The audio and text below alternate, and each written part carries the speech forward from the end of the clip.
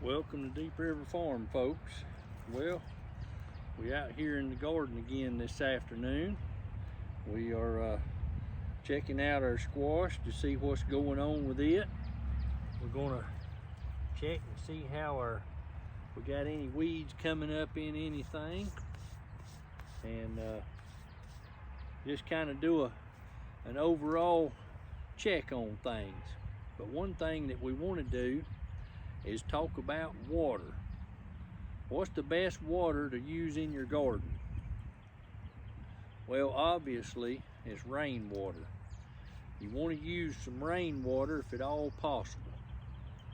If you don't have any rain, if you get a drought, you don't have anything to that you can capture in rainwater in, you're going to have to use an alternative. So what's the best alternatives outside of rainwater or capturing rainwater?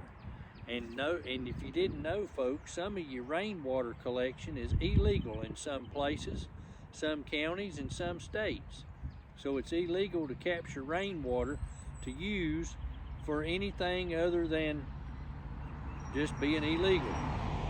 So I thought I'd let you know, you may want to check your ordinances and things to check and see if you've got an ordinance against capturing rainwater.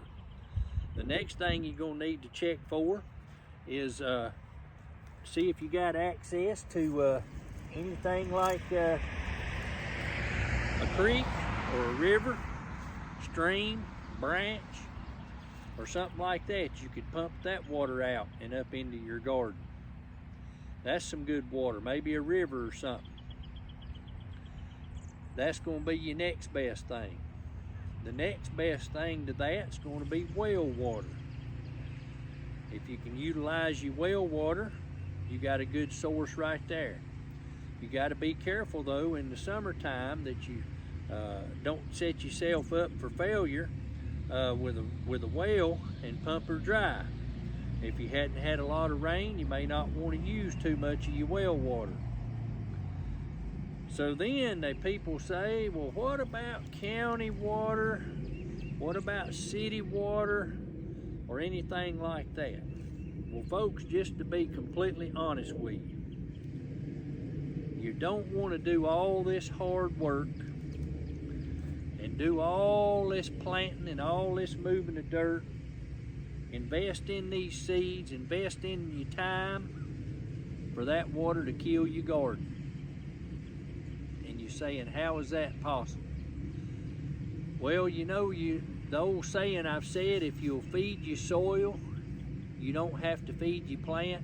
A lot of these nurseries, when they grow their plants, they feed them from the top down to get them as big as they can get them before time to sell them, so that they can charge you an arm and a leg for that plant. Well, folks, the city water has two things in it that is absolutely detrimental to your garden. The first one is fluoride. What the fluoride does, folks, is it constricts the ability for the plant to receive nutrients. Kind of like having a clogged artery. Clogs it up and it limits the amount of nutrients that can be pulled up into the plant, and that's what happens to it. It's a constrictor for the plant nutrition and stuff. And if you didn't know, fluoride is also bad for us. Long periods of drinking water with fluoride in it actually causes brittle bones, kind of like osteoporosis, and can be detrimental to your health. So the number one thing against the city and county water systems is fluoride. Number two is chlorine. Chlorine destroys the microorganisms in your dirt, which is very vital to your plants being able to thrive. They need those microorganisms and stuff to be able to pull those organisms, make nutrients out of that, and utilize them in the production of photosynthesis and things like that, so that you have a good production of fruit and vegetables. A lot of these city water systems now have removed chlorine and gone to a chemical called chloramine. Chloramine is the same thing as chlorine, but a way stronger. It actually is detrimental to fish. The aquatic life is destroyed, can kill it. They've had spills of that stuff and it completely wipe out a whole stream full of trout. And it's in your drinking water, folks. It's in your water supply. It also makes and draws metals. It clogs up, creates a place for metals like lead and copper to form in your pipes, and it collects it, and then all of a sudden it'll break it loose, and it's in the drinking supply.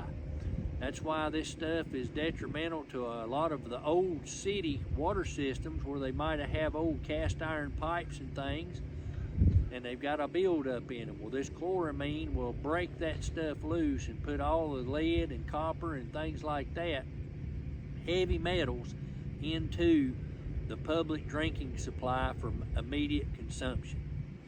So folks, the water is critical to the survival of your garden and to your plants and to your health. I would suggest if you're on a city or county water system that you get something to filter your own water in your home for drinking and cooking purposes to remove the fluoride and the chloramine out of the water.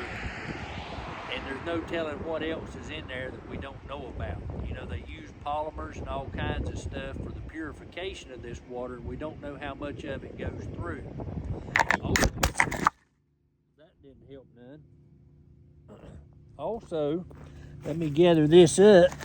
Also, the metals in the water that's not able to be treated through your local supply is pumped right on downstream, and those people are consuming those heavy metals from a lot of industrial waste. So folks, you might want to check out your water, know what you're using, because the water could be detrimental to your garden.